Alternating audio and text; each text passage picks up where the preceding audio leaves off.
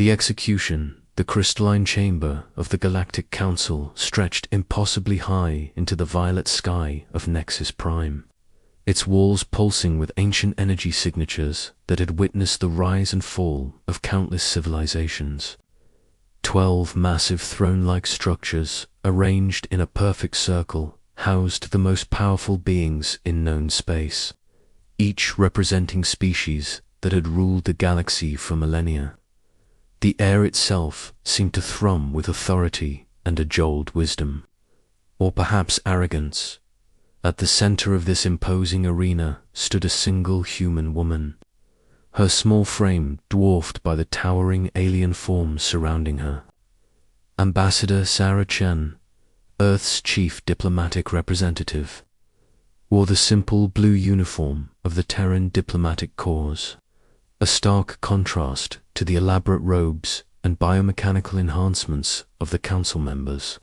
Her dark hair was pulled back in a practical bun, and her brown eyes held a determination that had served humanity well during their brief but eventful 50-year membership in the galactic community.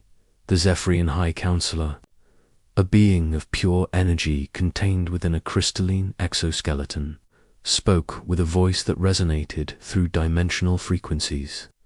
Ambassador Chen, you stand before this council accused of the most serious violations of the Galactic Peace Accords. Your species has been developing weapons of mass destruction in direct violation of the treaties your people signed upon joining our confederation. Sarah's jaw tightened, but her voice remained steady. Honored Counselor, these accusations are completely false. Humanity has honored every treaty, every agreement, every restriction placed upon us. We have opened our worlds to inspection, shared our technologies, and contributed to galactic peace for 5 decades. The Vorthok representative, a massive insectoid creature with multiple eyes that glowed like amber suns, clicked its mandibles in what might have been laughter. Your species' rapid expansion speaks otherwise, human. In 50 years, you have colonized more worlds than most species manage in 5 centuries. Your military capabilities have grown exponentially. You develop technologies that even we find concerning. We are an adaptable species, Sarah replied, her hands clasped behind her back in a gesture of respect that barely concealed her growing frustration. We learn quickly, we work together, and we solve problems efficiently. These are not crimes. These are the very qualities that led you to invite us into this council in the first place. The ethereal collective speaker, a being of shifting mists and whispered thoughts, projected its response directly into the minds of all present. The evidence is overwhelming, young human. Your species has developed quantum entanglement weapons, dimensional fold technology, and most disturbing of all, artificial intelligence systems that exceed the cognitive capabilities of several council member species. Sarah felt her heart rate increase, but she kept her expression neutral. The accusations were becoming more specific, more dangerous. Someone had been watching humanity very carefully, and they had either misunderstood human innovations or were deliberately misrepresenting them. Our AI systems are designed for peaceful purposes: exploration, research, terraforming. The quantum technologies you mention are used for communication and transportation, not warfare. The Nethes Sovereignty's representative, a creature that existed partially in normal space and partially in dark matter, spoke with a voice like grinding stone. You speak of peaceful purposes, while your species continues to expand aggressively into the Outer Rim territories. 3 new colonies established just this year, each positioned strategically near important trade routes.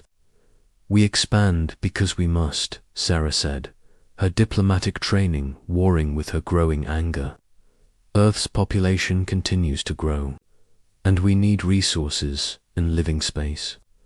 We have followed all proper protocols, filed all necessary requests, and paid all required fees. We are not aggressive expansionists. We are a young species trying to find our place in the galaxy. The quantum minds of Altair beings of pure thought housed in geometric crystalline structures spoke in perfect unison. The evidence suggests otherwise. Your species has been observed testing weapons systems in deep space, far from the observation posts required by treaty. Energy signatures consistent with planet-killing capabilities have been detected. Sarah's composure finally cracked. Slightly. That's impossible. No such weapons exist in human space. I demand to see this evidence. I demand the right to refute these charges with data from our own monitoring systems. The Zephyrian High Councilor's form flickered with what might have been annoyance. The evidence has been reviewed by this council and found to be conclusive. Furthermore, your species' psychological profiles indicate a disturbing tendency toward violence and territorial aggression. Your own history shows countless wars, genocides, and conflicts. How can we trust such a species with advanced technology? Every species has a violent past, Sarah shot back, her diplomatic mask slipping further. The Vorthok Empire enslaved 17 different species before joining this council. The Nethi's sovereignty consumed the life force of entire worlds. The quantum minds of Altair experimented on sentient beings for thousands of years.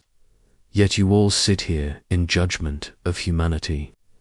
The chamber fell silent, and Sarah realized she had crossed a line.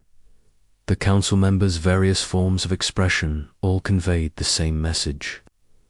Displeasure at being reminded of their own dark histories. The Arcturian hegemonies, representative, a being of living metal that had witnessed the birth of stars, spoke for the first time. Your species' defiance only confirms our suspicions. You show no remorse, no willingness to submit to proper authority. This council has maintained peace in the galaxy for over 10,000 years. We will not allow a young, aggressive species to disrupt that peace. Sarah straightened her shoulders and looked each council member in the eye, or what passed for eyes in their various forms. I am here today to present humanity's formal request for expansion into the Outer Rim territories. We have done everything required by law, followed every protocol, and respected every boundary. If you deny this request based on false accusations and prejudice, you will be making a grave mistake. The temporal guardians, beings who existed across multiple time streams simultaneously, spoke with voices that echoed from past and future. The decision has already been made across all possible timelines. Your species represents a threat to galactic stability. The evidence is clear, and the sentence is final. Sarah felt the blood drain from her face. Sentence. This was supposed to be a hearing on our expansion request. I have diplomatic immunity. I am here under the protection of the Galactic Accords. The Zephyrian High Councilor's form brightened ominously. The Galactic Accords no longer apply to a species found guilty of treaty violations of this magnitude. Ambassador Chen, you are hereby sentenced to immediate execution as an example to your species and any others who might consider similar actions. The chamber began to hum with energy as ancient execution protocols were activated. Sarah felt the weight of the moment, knowing that her death would be broadcast across the galaxy as a warning to humanity. She thought of her daughter back on Earth, of the billions of humans who had put their faith in diplomatic solutions, of the dream of peaceful coexistence that was about to die with her. You're making a terrible mistake, she said, her voice carrying across the vast chamber. Humanity is not the threat you believe us to be. We are a species that dreams of the stars, that builds rather than destroys, that seeks to understand rather than conquer. But we are also a species that protects its own. The energy in the chamber reached a crescendo, and Sarah felt the molecular disintegration field beginning to take hold. Her last words were broadcast to every world in the galaxy. You think you know humanity. You think you understand what we are capable of? You are wrong. We are not your enemy. But if you make us into one, you will discover that our greatest strength is not our technology or our numbers. It is our refusal to abandon each other. The field completed its work. An ambassador. Sarah Chen disappeared in a flash of light that was seen across the galaxy. The message was clear. This was what happened to species that defied the Galactic Council. On Earth, the news of Sarah's execution sent shockwaves through the Terran government. Emergency sessions were called, and within hours, every human world had received the same message. The Galactic Council had given humanity 72 hours to dismantle their colonies and submit to permanent oversight. The alternative was complete annihilation. In the depths of the Terran Defense Command, Admiral Marcus Kane watched the execution footage for the 20th time. His weathered face showed no emotion, but his knuckles were white as he gripped the edge of his desk. Around him, the most brilliant military minds in human space worked frantically to prepare for what everyone knew was coming. Sir, his aide reported, all deep space assets are reporting ready status. The Ghost Fleet is awaiting. Your orders? Admiral Kane nodded slowly. The Galaxy Council had made their choice. Now it was time for humanity to make theirs. The reckoning, the silence in the Galactic Council chamber was absolute in the hours following Sarah Chun's execution. The 12 species that had ruled the galaxy for millennia had delivered their message with brutal efficiency, and now they waited for humanity's inevitable surrender. The Zephyrian High Councilor's crystalline form pulsed with satisfaction as reports flowed in from across the galaxy. Human colonies were going dark, their communications ceasing one by one. Clearly, the young species had learned their place. The Vorthok representative clicked its mandibles in approval. The humans are responding as expected. Our intelligence indicates their colonies are preparing for evacuation. The threat has been neutralized, but in the depths of space, far beyond the detection range of even the Council's most advanced sensors, something extraordinary was happening. Hidden within the gravitational shadows of dead stars and the cosmic background radiation of ancient supernovas, massive shipyards that had been under construction for decades were finally revealing their purpose. Admiral Marcus Kane stood on the bridge of the TNS Retribution, the flagship of humanity's most closely guarded secret.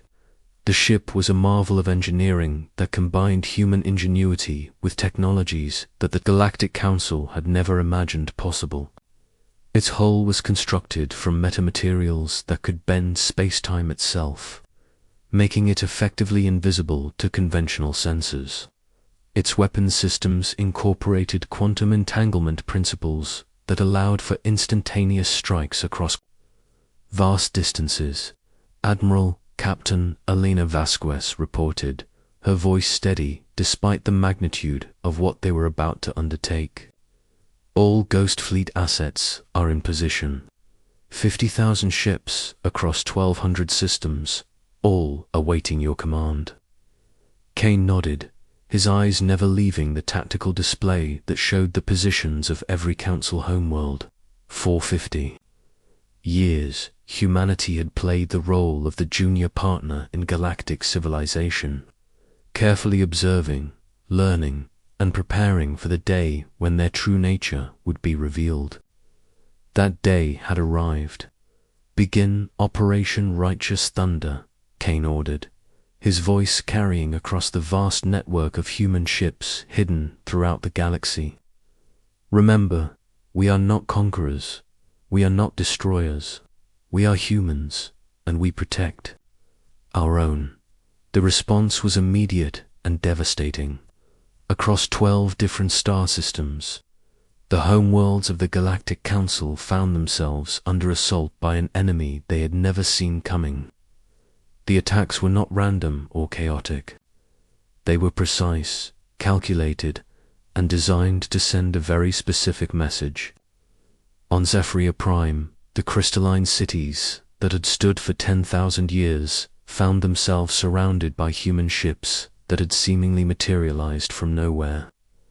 The Zephyrian defense fleets, among the most advanced in the galaxy, launched their attacks only to find that their weapons passed harmlessly through their targets. The humans were using dimensional phase technology, existing partially outside normal space-time. The Vorthok Empire's hive worlds experienced a different kind of assault.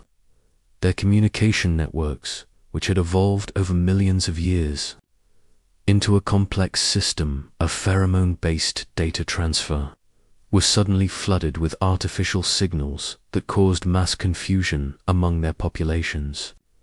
Human AI systems, far more advanced than anything the Council had imagined, were rewriting the very language of Vorthok civilization in real time. The Nethi's sovereignty, beings who existed partially in dark matter, found themselves facing an enemy that could follow them into dimensions they had thought were theirs alone. Human ships equipped with dark matter drives pursued them into the void between realities, proving that humanity's understanding of physics extended far beyond what the Council had believed possible. In the Council chamber itself, emergency alarms began to sound as reports flooded in from across the galaxy. The quantum minds of Altair, beings of pure thought, found their mental networks under assault from human cyber warfare specialists, who had learned to think in patterns that mimicked their quantum consciousness. "This is impossible," the ethereal collective speaker projected, its misty form flickering with panic. "Our sensors show no human fleet movements. Our intelligence networks detected no preparations for war. How are they attacking us simultaneously?" Across 12 systems, the temporal guardians, who could see across multiple timelines, spoke with voices filled with something they had never experienced before: fear. "The timelines are collapsing. We can no longer see the outcomes of this conflict. Somehow, the humans have found a way to shield their actions from temporal observation." Admiral Kane watched the tactical displays with grim satisfaction. Every element of humanity's plan was proceeding exactly as designed. For 50 years, human scientists had studied the Council species, learning their weaknesses, understanding their technologies, and preparing for the day when diplomacy would fail. "Sir," Captain Vasquez reported, "we're receiving surrender requests from the Arcturian hegemony and the Stellar Confederacy. Their defense fleets have been completely neutralized, and their governments are requesting terms." Kane nodded, but kept his attention on the primary target. The Galactic Council chamber itself was about to receive a very personal visit from humanity's finest. The dimensional fold drive engaged, and the TNS retribution translated itself through space-time, emerging directly within the atmosphere of Nexus Prime.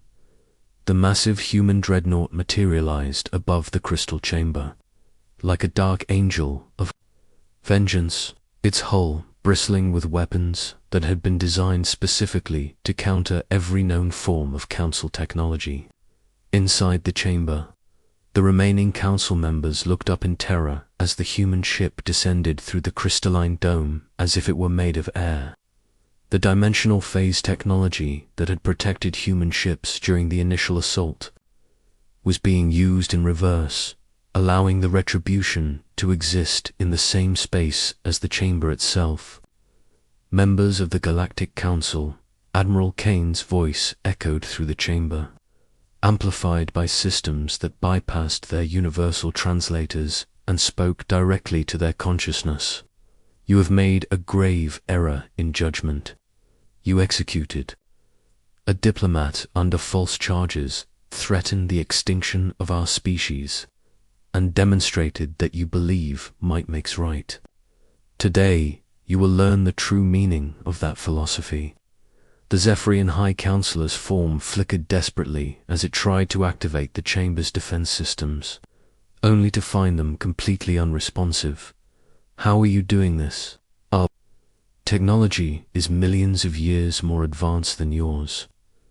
Kane materialized in the center of the chamber, his form projected by the same technology that allowed his ship to phase through matter. Your technology is old, predictable, and stagnant.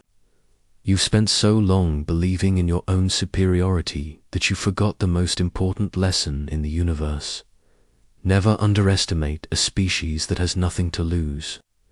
The remaining council members watched in horror as human soldiers began to materialize around them, their powered armor incorporating technologies that seemed to violate the very laws of physics. These were not the simple humans they had dismissed. These were the products of 50 years of intensive preparation, genetic enhancement, and technological development. You wanted to see what humanity was capable of, Kane continued, his voice carrying the weight of absolute authority. You accused us of developing weapons of mass destruction. You were right. We did develop weapons, but not the kind you imagined. He gestured, and holographic displays appeared, showing the current status of every council homeworld. The attacks had been surgical, precise, and devastating. Military installations had been neutralized. Communication networks had been disrupted, and government centers had been occupied. But civilian populations had been left untouched, their cities and homes protected by the same human forces that had destroyed their defenses. Our greatest weapon is not our technology, Kane explained as the council members were secured by his soldiers. It is our refusal to become like you. We could have destroyed your worlds, exterminated your species, and ruled the galaxy through fear. Instead, we chose to demonstrate that there is a better way. The Vorthog representative, its multiple eyes dimmed with defeat, spoke in a voice filled with confusion. But why? Why show mercy to those who would have destroyed you? Kane smiled, and for the first time, the expression held genuine warmth. Because that is what Ambassador Sarah Chen would have wanted. She believed in the possibility of peaceful coexistence, of understanding between species, of a galaxy where differences were celebrated rather than feared. Her death was not in vain if it leads to a better future for all of us. In the days that followed, the galaxy watched in amazement as humanity restructured galactic civilization. The old council was dissolved, replaced by a new system of governance that emphasized cooperation over domination, understanding over fear. The memorial to Sarah Chen became a symbol of hope for countless species who had lived under the council's oppressive rule for millennia. Human colonies resumed their expansion into the outer rim, but now they were accompanied by representatives from dozens of other species who had requested humanity's protection and guidance. The galaxy had learned a valuable lesson.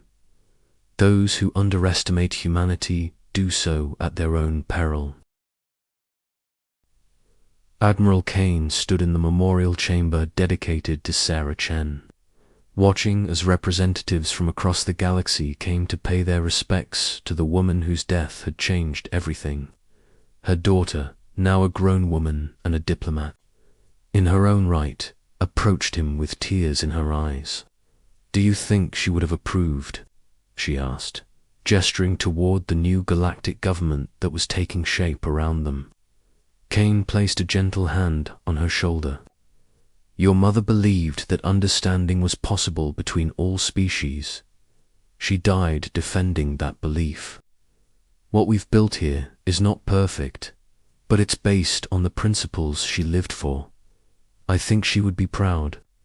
As the sun set over, the memorial representatives from 1,000 worlds gathered to witness the signing of the new Galactic Accords. The documents enshrined the principles of equality, justice, and mutual respect that Sarah Chen had died defending. The galaxy had learned that humanity's greatest strength was not their technology or their military might, but their unwavering commitment to each other and to the ideals that made them human. The age of the Galactic Council had ended.